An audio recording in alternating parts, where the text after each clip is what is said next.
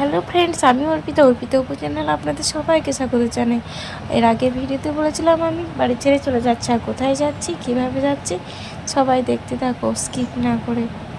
কর্মজীবনে আমরা সবাই ব্যস্ত, কাজ করতে করতে হাজার কাজের মধ্যে জড়িয়ে পড়ে, হাজার কাজ করতে করতে আমাদের শরীরটাও ক্লান্ত হয়ে যায়, তার সাথে মেজাজটাও খিটখিটে হয়ে যায়। শরীর মেজাজ মন ঠিক করতে কিছুটা হলেও রেস্টের প্রয়োজন হয়, আর এই রেস্টটা যদি বাড়ির বাইরে কোথাও হয় তাহলে তো আরও ভালোই হয়। এই গরমে আমাদের অবস্থাটাও সেই একই হয়েছিল, বারবার শরীর অসুস্থ হয়ে যাচ্ছিল। আর শরীর অসুস্থ হলে মন তো ভালো থাকবে না, তাই শরীর মন দুটোকেই রিফ্রেশ করে নেওয়ার জন্য চলে গিয়েছিলাম একটা সুন্দর জায়গার উদ্দেশ্যে। শুধু তো বেরিয়ে পড়লেই চলবে না, তার জন্য সময়েরও প্রয়োজন, টাকারও প্রয়োজন। আর এই দুটো কথা মাথায় রেখেই আমরা চলে গেছিলাম বাড়ির কাছাকাছি একটা সুন্দর জায়গায়, অল্প সময়ে অল্প খরচে। কোথাও যাব বললে সেদিন তো আমার ঘুমই হয় না, এমনিতে একটা টেনশন তো মাথার মধ্যে ঘুরপাক খেতেই থাকে। এরকম সমস্যা তোমাদের আর কারো হয় হলে কমেন্ট সেকশানে জানিও, আমার কেন হয় জানি না। আমি যেখানেই যাই না কেন আমাকে স্নান করতেই হবে, তাই আমি সবার আগে ভোরবেলায় 4:30টার সময় উঠে স্নান টান সেরে তারপরে রেডি হয়ে নিয়েছিলাম। সকাল 6টার সময় আমাদের কিন্নার থেকে বাস ধরে কাটোয়া পর্যন্ত চলে এসেছিলাম। আর কাটোয়াতে আসার পরে এখানে ট্রেন ধরেছিলাম, ট্রেন থেকে বিষ্ণুপ্রিয়া স্টেশনে নামলাম, তারপরে সোজা চলে এলাম ঘাটে। হ্যাঁ, কিন্নার থেকে কাটোয়া পর্যন্ত আমাদের ভাড়া পড়েছিল মাথা পিছু 40 টাকা করে। তারপর আমাদের কাটোয়া স্টেশন থেকে বিষ্ণুপ্রিয়া স্টেশন পর্যন্ত ভাড়া নিয়েছিল 10 টাকা করে। তারপর বিষ্ণুপ্রিয়া স্টেশন থেকে আমাদেরকে ঘাট আসতে হয়েছিল টোটোতে করে, আর টোটোতে 10 টাকা করে নিচ্ছিল এক একজনের। এখনও পর্যন্ত আমাদের সর্বমোট এক একজনের খরচ হয়েছে 60 টাকা করে। এরপর আমরা নৌকার টিকিট কেটে নিয়েছিলাম, নৌকারও টিকিট বিক্রি হচ্ছিল আর সাথে লঞ্চেরও টিকিট বিক্রি হচ্ছিল। আর লঞ্চের টিকিট 10 টাকা, নৌকার টিকিট 5 টাকা। জীবনে যতটা খরচ কম করা যায় ততই ভালো, সেই কারণে আমরা নৌকার টিকিটটাই কেটে নিয়েছিলাম। আর এখানে নৌকায় টিকিট কাটার পর নৌকায় উঠে পড়লাম। এখনও নৌকা ভর্তি হয়নি, সেই কারণে এখন নৌকা ছাড়বে না, নৌকা ভর্তি হওয়ার পর নৌকা ছাড়বে।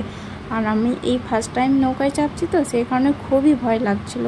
সেই কারণে আমি ছবি তুলছিলাম, ভিডিও করছিলাম, এসব করেই ভয়টা কাটানোর চেষ্টা করছিলাম। এখন নিশ্চয়ই বুঝতে পারছো আমি ঠিক কোথায় যাচ্ছি। ওই যে দেখা যাচ্ছে মন্দিরটা, আমি ওখানেই। নৌকাটা যখন ছেড়ে দিল খুব ভয় পাচ্ছিলাম, দাঁড়িয়ে থাকতে পারছিলাম না, সেই কারণে নৌকার পিছনে যেয়ে বসলাম, যেখানটায় বেঞ্চের মতো করা ছিল ওখানে বসে ভিডিও করছিলাম আর ছবি তুলছিলাম। এই ধারে যত নৌকাটা চলে এসেছে অনেকটা দূরে, জলের মাঝখানে প্রায়। এই মাঝখান থেকে ওই পাড়টা দেখো কেমন লাগছে, অনেকটা চলে এসেছি। আর মাঝখানে এসে জলের ঢেউটা এত সুন্দর লাগছিল, ভয়ও লাগছিল। আমি তো বারবার ঠাকুরকে ডাকছিলাম যাতে খুব ভালোভাবে পার হয়ে যায়। প্রথম তো খুব ভয় পাচ্ছিলাম, আনন্দও হচ্ছিল একটা। আর সকালবেলায় যদিও রোদ কম ছিল কিন্তু চোখেই রোদটা লাগছিল, সেই কারণে মাথায় ওড়নাটা ঢাকা নিতে হয়েছিল। এরা সবাই কি সুন্দর দাঁড়িয়ে দাঁড়িয়ে উপভোগ করছে, আর আমার এত ভয় পাচ্ছিল, দাঁড়িয়ে থাকতে পারছিলাম না, সেই কারণে বসে পড়েছিলাম। আর নৌকার যখন ওই পারে পৌঁছাবো অবস্থা সেই রকম, পৌঁছানোর সময় দেখলাম ওই ধার থেকে একটা নদী এসে মিশেছে গঙ্গা নদীর সাথে। আর ওই ধারে জলটা কীরকম কালচে কালচে ভাব, আর এই ধারের জলটা, গঙ্গা নদীর জলটা তো সাদা, আর ওই ধারের নদীর জলটা কীরকম কালচে কালচে ভাব। ওই নদীটির নাম হচ্ছে জলঙ্গি নদী, আর এই ধারে গঙ্গা নদীর সাথে এসে মিশেছে।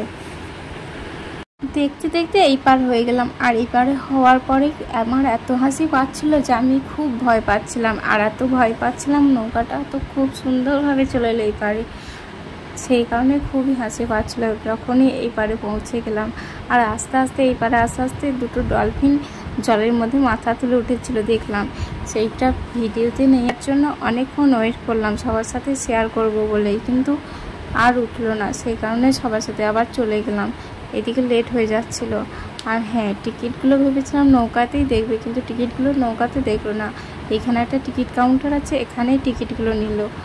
তারপর এখানে এইবারে এসেই দেখলাম একটা গাছতলা, বড় গাছতলা, আর সেই গাছটাকে ঘিরে বানানো আছে একটা মন্দির। এখানে প্রায় সব ঠাকুরই আছে, বজরংবলী, শিব ঠাকুর, কালী ঠাকুর, সব ঠাকুরই প্রায়।